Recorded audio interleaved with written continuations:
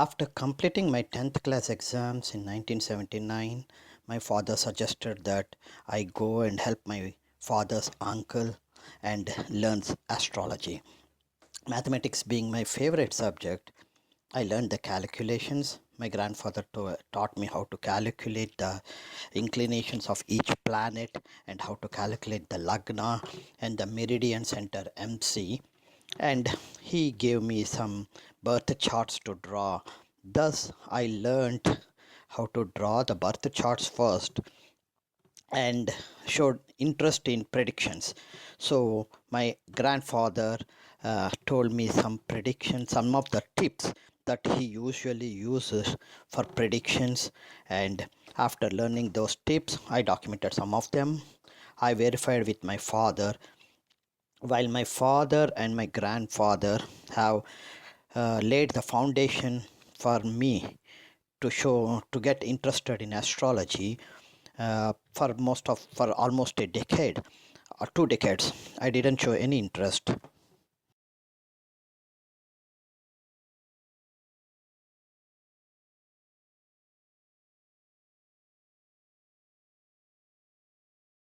Welcome to Shastri Karra's astrological series.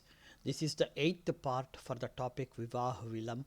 In this presentation, I am going to take a single female chart, analyze in as much detail as possible from an astrological perspective why this particular female native was not able to get married. She was born in 1984, and as of March 2026 she is still unmarried. So here I am going to talk from different perspectives why this particular lady is still remaining unmarried. This is not new to talk about the definition of marriage Vivaha in Vedic astrology. Generally speaking, the ideal age for a person to get married is between the age of 27 and 28 if it is a male, and 25 to 26 if it is a female. This is the general part of the Indian atmosphere right now. And there are times where the people get married after the age of 30. That is due to a variety of family reasons.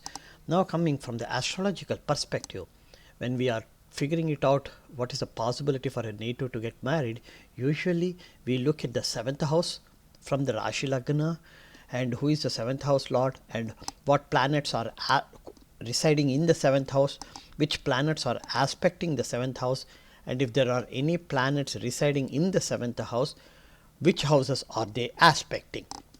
And then, depending upon the suitable marriage age, we look at what is the Vimsotri Dasa, Mahadasa, Antaradasa, and then depending upon the suitable age and marriage, we look at the transit planets during that period, during that Mahadasa and Antardasa, where we think that there is a possibility for the native to get married. During that period, we look at the transit planets. The most important transit planets usually that I look at are the slow moving planets, Jupiter, Rahu and Saturn, because these are the three planets that move very slowly. In case if there is any delay, it will be clearly visible from these three transit planets. So from the Vedic astrology perspective, like I said earlier, even though that the 7th house is considered to be the Kalatra Sthanama, and that is the primary house to look for the possibility for a native to get married, there are for few other houses that play secondary role. The first and the foremost is the Tanu Sthanamo, that is the first house. Then the second house, which is the Kutumba Sthanamo. The fourth house, which is the Sukha Sthanamo. The 7th house, as usual, the Kalatra Sthanamo, and the 12th house is the pleasures of bed. So if there are any malefic planets that owns any of these houses, or if there are any strong malefic planets residing in any of these houses, there is a very high possibility for that particular native to have either a delayed marriage or remain unmarried for the rest of his or her life. This is exactly what I am going to show you for this particular native, that I am going to take an example in this chart, in this video. This particular native was born in 1984. As of March 2026, that's approximately close to 40 years. The native is still unmarried, even though there were a number of trials made and all the trials were unsuccessful. Recently, in Facebook account, in some astrology groups, I noticed that two male members posted their birth details and asked why, what is the reason why they were still unmarried.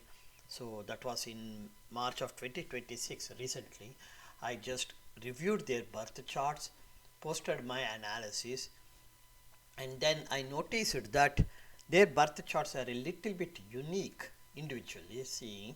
So I took their permission and said that I would like to take their birth chart, go more in detail, explain the reasons from an astrological perspective why that particular native is still unmarried. And once they gave me the permission, I took the birth details, did my analysis, and finally created this educational video. I did my level best not to give the names of those individuals, so, and also the exact birth details of that individual too. So here in this video I'm going to talk about the astrological reasons why the two individuals were unmarried as of today. This is the first male chart that I am going to talk about in this video. If you look at the birth chart, the native was born in 1975. That means approximately 25 plus 24, 50, close to 49, 50 years old in the year 2026, right now in the year 2026. So when I took the birth chart, the very first thing that I noticed is usually what I do is that I go and check, are there any planets that are in Rashi Sandhi, with the assumption that the time of birth is accurate. And then I also go and check, is there any Lagna Sandhi. So a Sandhi is the very first thing that I look at it, and that itself tells you whether the native's destiny is a straightforward destiny or it wobbles between two events. Two means like either like a pendulum clock moving left and right all the times. So here I see that there is no Lagna Sandhi. That's a good news.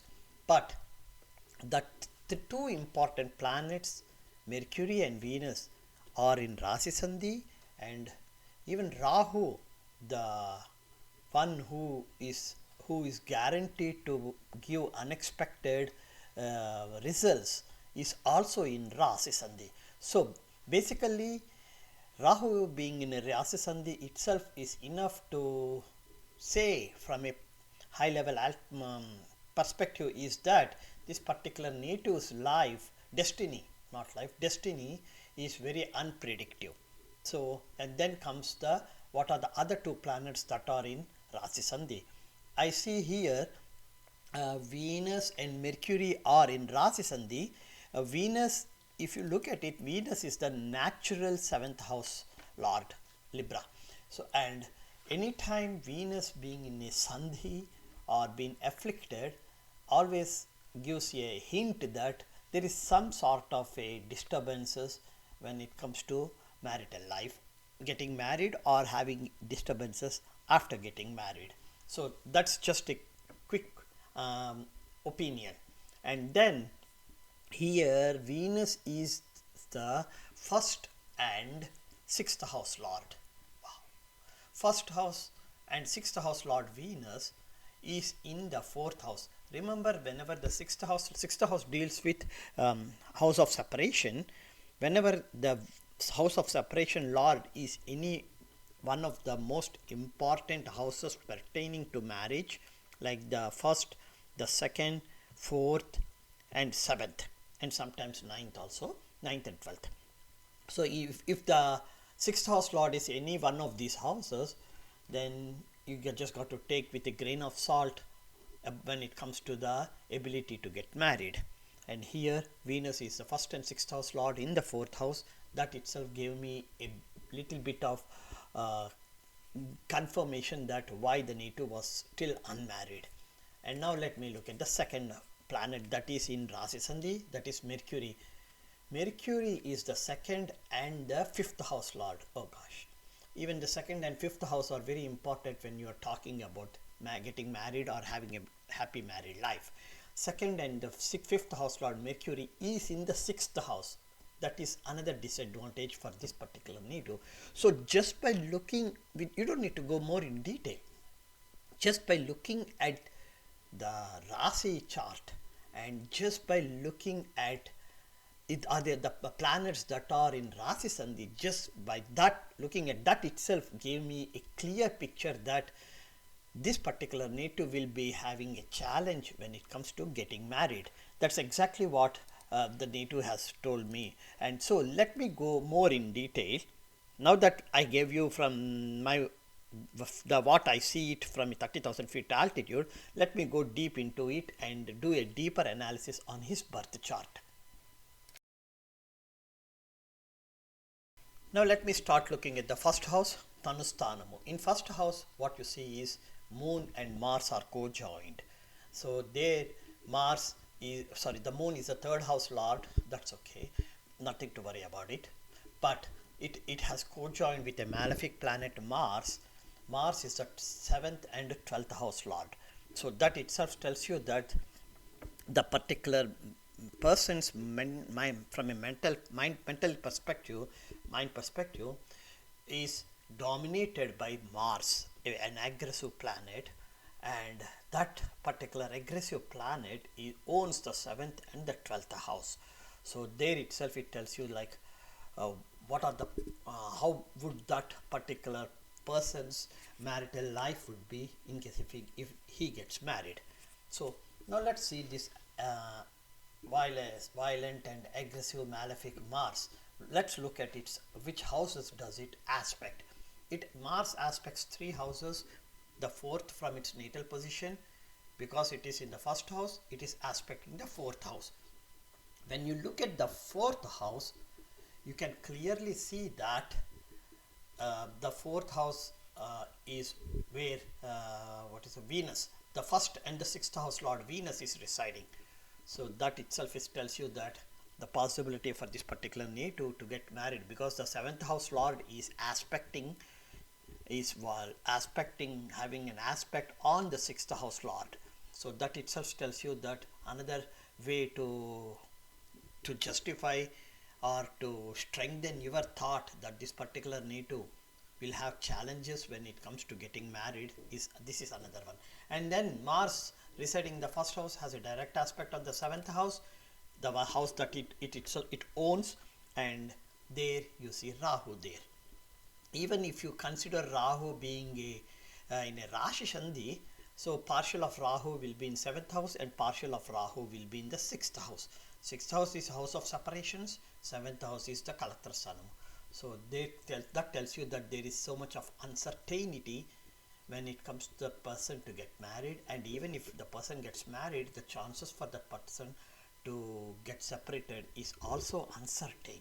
So much of uncertainty is what you see from the most important planet, the 7th house lord, 7th and 12th house lord Mars. Earlier in one of my educational videos, I did emphasize the importance of the 9th house when it comes to unconventional marriages. So here for this particular native, I was just looking at who owns the 9th house, and to my surprise it was another malefic planet, Saturn. Saturn is residing in the 3rd house and it has 3 aspects. Its 3rd aspect is on the 5th house.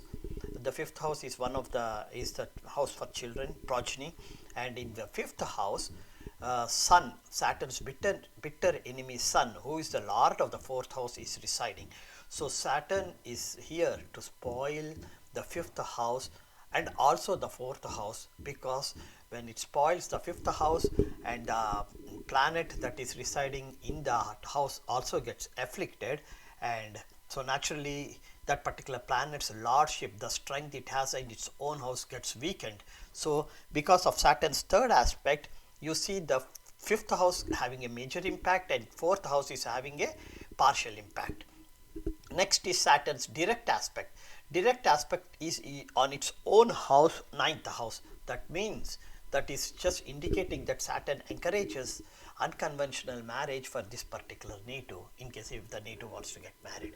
The third aspect is the 10th house. Saturn's 10th aspect is on the 12th house, pleasures of bed, and that is owned by Mars. Fortunately, in the 12th house it is empty, and I don't see Jupiter is 28 degrees in pieces. So no, even though if I look at it as a Rasi Sandhi, it wouldn't have any impact because it will have no impact on the 12th house.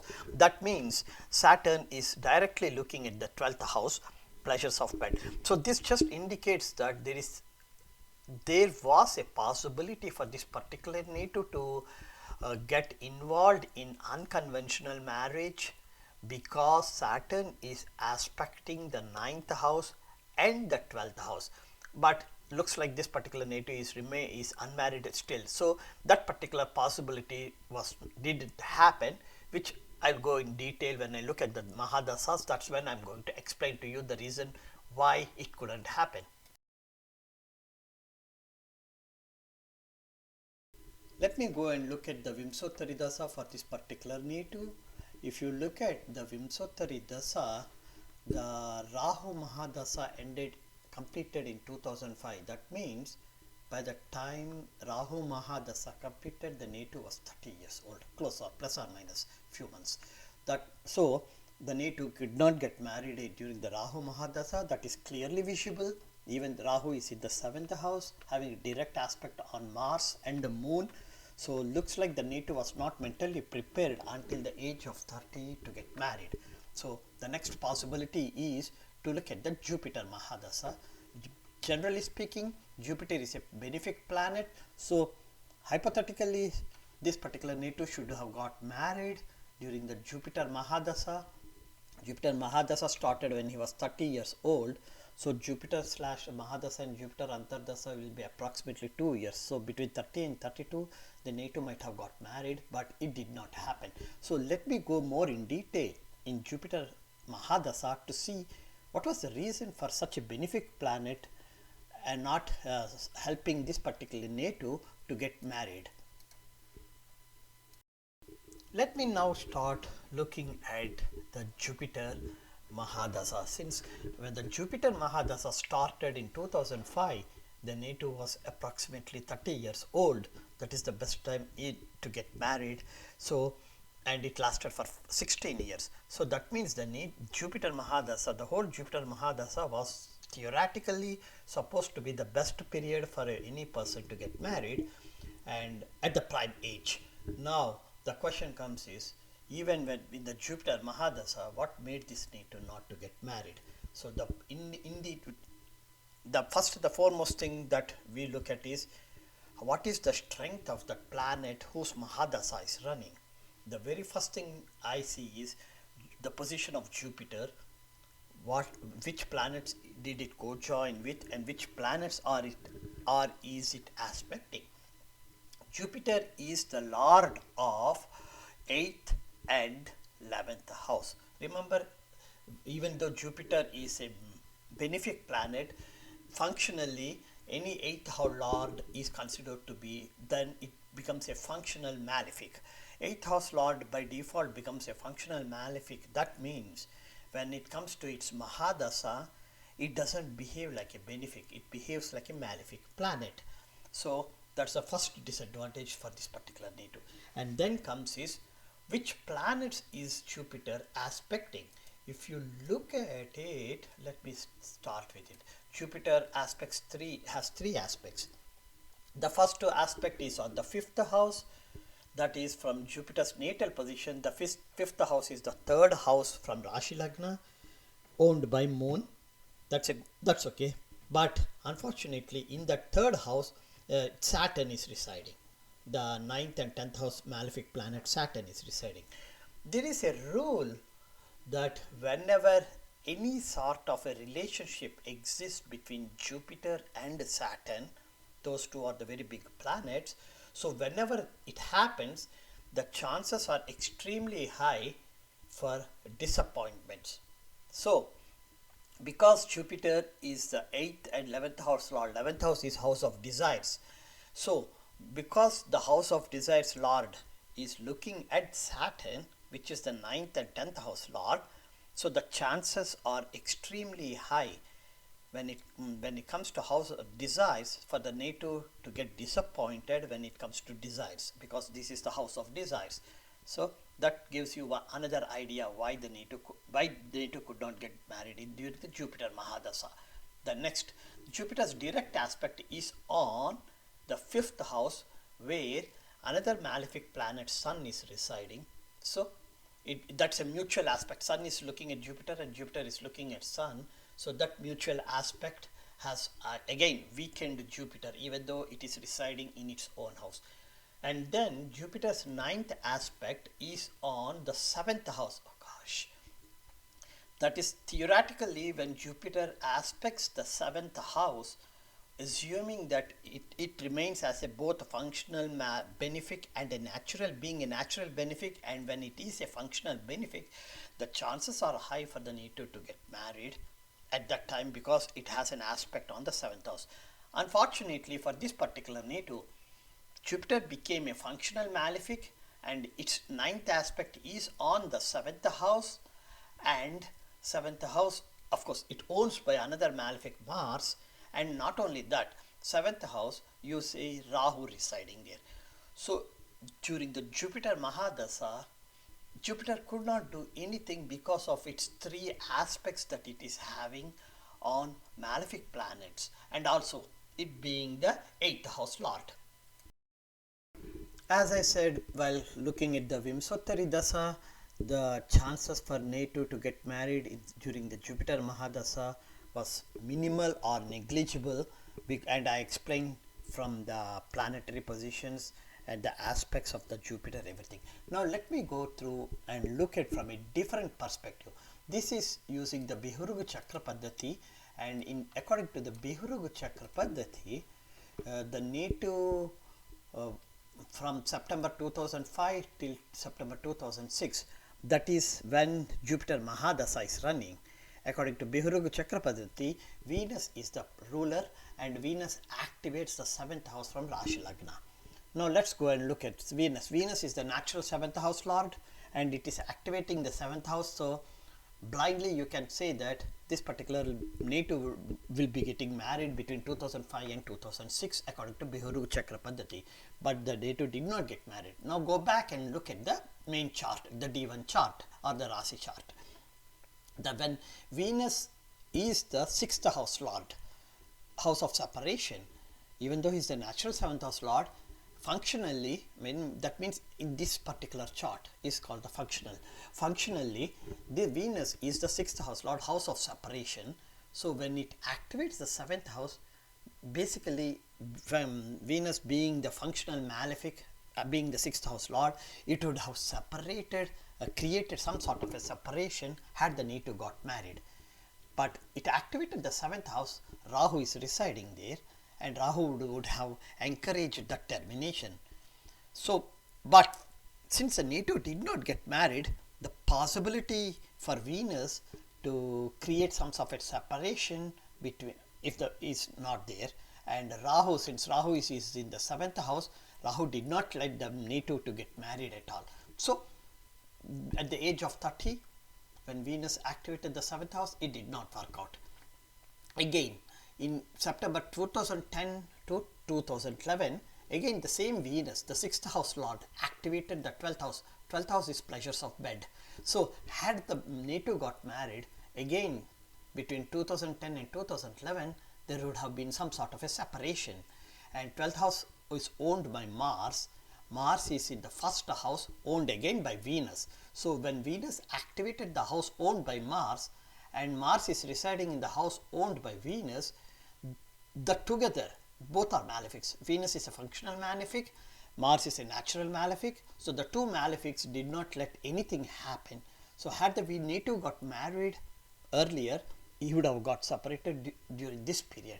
And fortunately, because of the Rahu residing in the 7th house and Mars owning the 1st, 7th and the 12th house, the native could not get married, and this event did not happen even.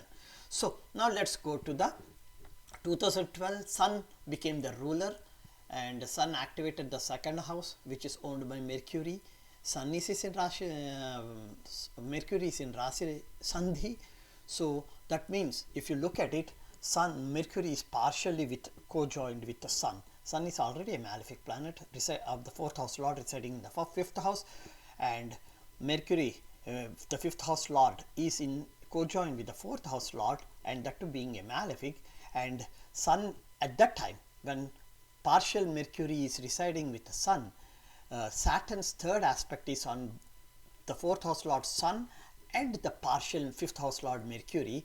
This led to the possibility for the native not to get married at all. So that year 2012 to 2013, the chances are 0.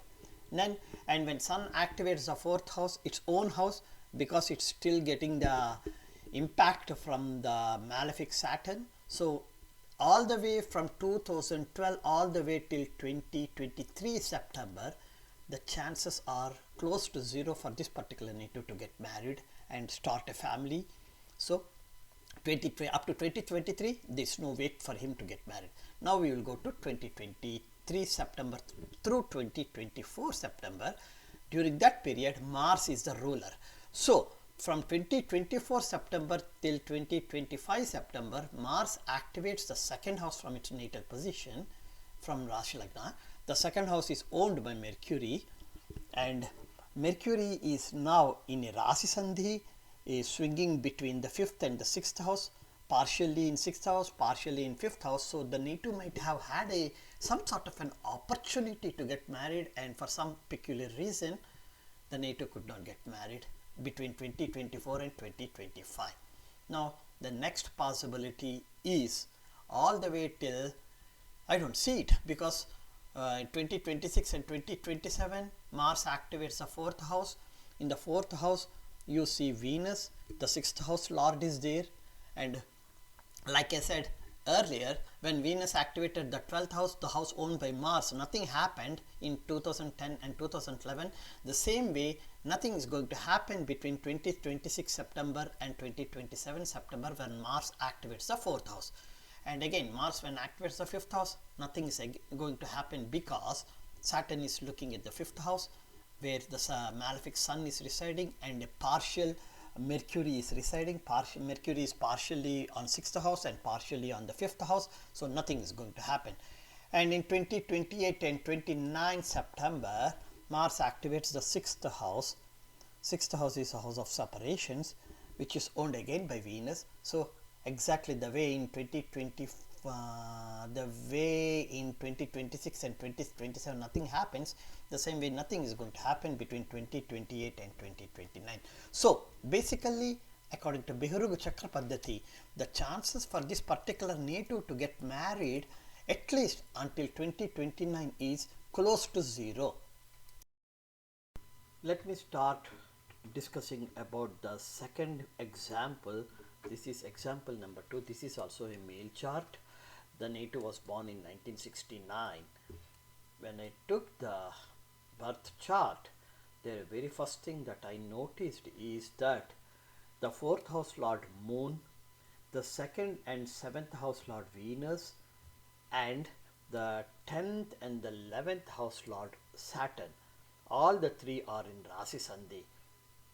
I am assuming, based upon the native's past life, the way he has spent his life all these years since 1969 until now, I am assuming that this time of birth is almost close to accurate, because the way the Moon and Venus being in a Rashi Sandhi is something that tells me that the native is not there's not a straight line to draw when it comes to the marriage, marital life, and having progeny. So I'm confident that this particular time of birth is absolutely right. So I decided to go forward and analyze this particular chart more in detail. Now comes the question is, when I look at the Rasi's chart, as I said earlier, the very first thing I look at is the position of planets and then the planets that it aspects. When I look at it in the Rashi Lagna, I see Saturn, the 11th and 10th and 11th house Lord Saturn, a natural malefic, is debilitated. That's one way good to say that a malefic planet is being debilitated. That's one way it is very good. And but it did co-join with Venus. Venus is the natural 7th house Lord, and in this chart, Venus is the 2nd and 7th house Lord too. So a malefic planet, though it is debilitated, it is co-joined with the 2nd and 7th house Lord Venus. That's one small negative drawback for this particular native when it comes to getting married or having a marital life. The next thing I see is the 4th house Lord. Moon is the 4th house Lord residing in the 3rd house. Sun is the 5th house Lord residing in the 12th house. So let's go and look a little bit deeper where these two planets are. Moon is in the 3rd house. The 4th house Lord Moon is in the 3rd house. When you look at it, Saturn's 3rd aspect is on the 3rd house.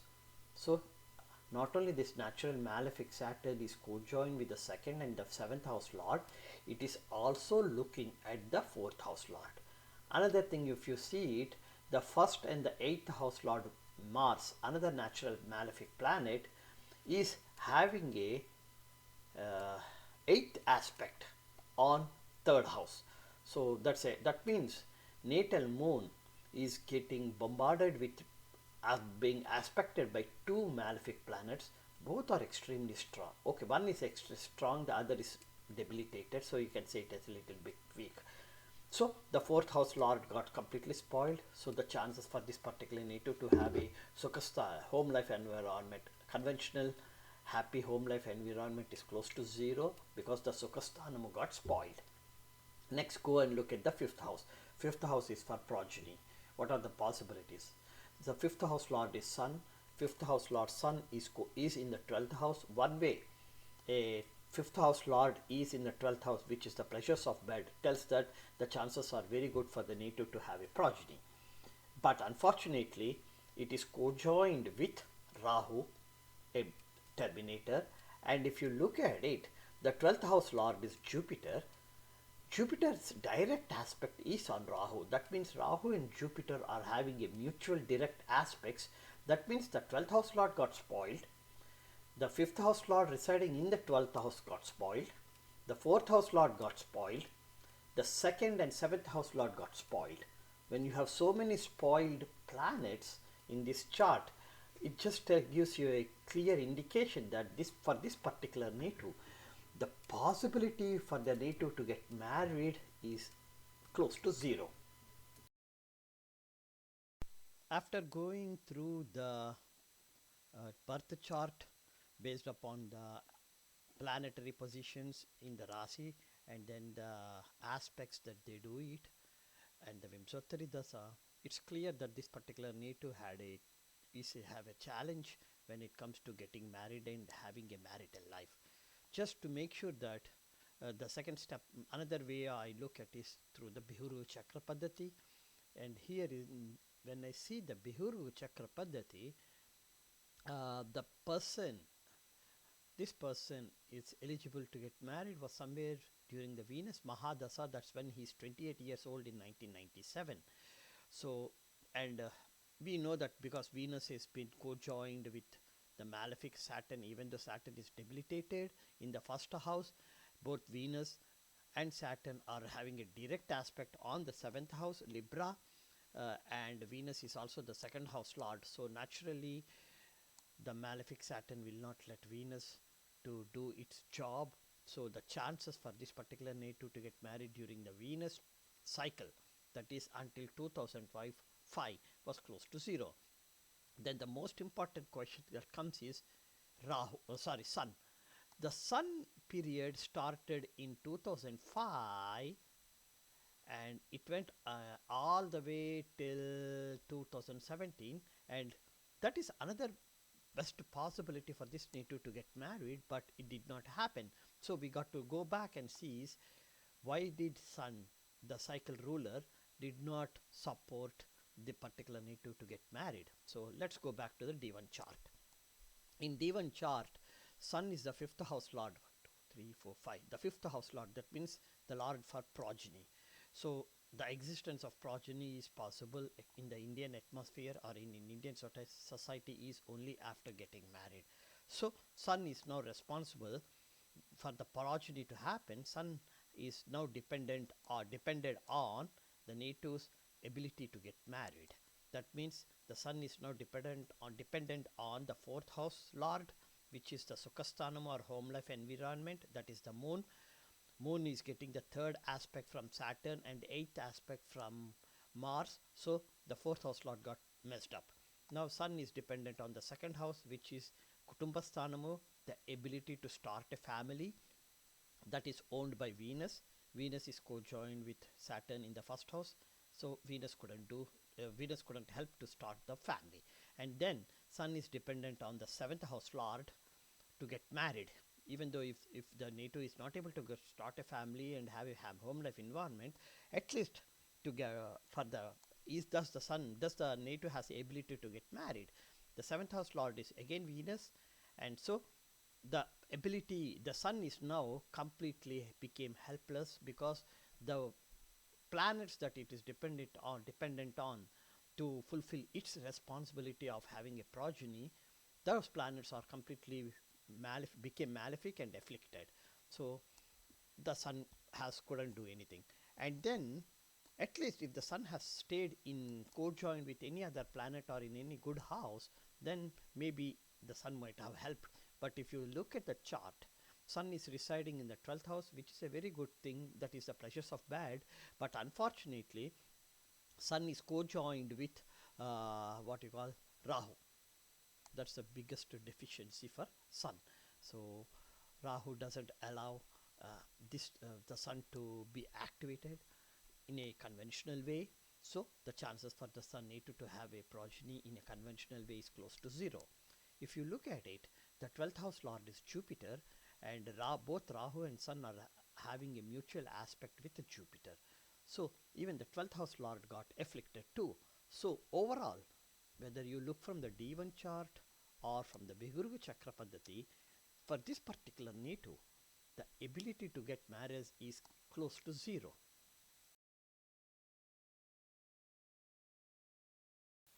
I had created approximately 8 to 9 videos, educational videos pertaining to Vivah, Vilamb, and here the list of them. Or most of them, almost all of them, are in my YouTube channel under the playlist marriage and marital discord playlist. If you come across any native, male or female, who is over 45 years and have never got married, and if you think that their chart is worth to do an analysis and share my astrological knowledge with the community, please feel free to email to me, and I will analyze the chart and put forth the astrological reasons why the native was unmarried for that long.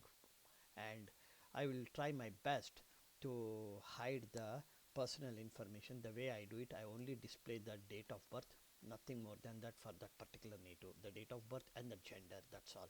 So thank you for watching this video. Thank you for watching my video, this particular video. In the description part, I did put the remaining 7 Vivah Vilamb links that are already existing in the same video YouTube channel. If you are interested, feel free to watch those too. If you have any queries, please email to me, as I rarely look into the YouTube to look for the comments. If you know any native who is unmarried and who is over the age of 40, please feel free to email me, so that I would like to analyze that particular native's chart, and if there is something that is unique from an astrological perspective, I would like to create a video for that and then post it here in the YouTube channel. Thank you once again for watching my video.